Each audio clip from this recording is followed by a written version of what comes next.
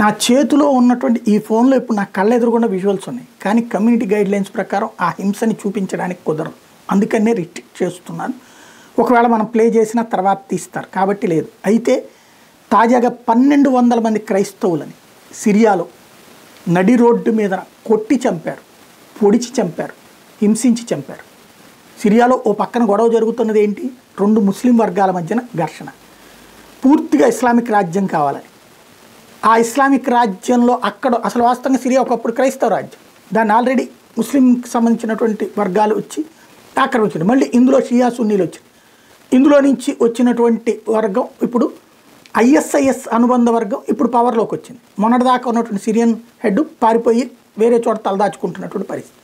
ఇప్పుడు అక్కడ ఉన్నటువంటి మైనార్టీలందరినీ చంపేయాలన్నటువంటి నిర్ణయానికి వచ్చారు. అందులో భాగంగా 1200 మందిని ఓ చోట చంపి శవాల్ని కుప్పలుగా పోసినటువంటి సంఘటన సంచలనం సృష్టిస్తోంది.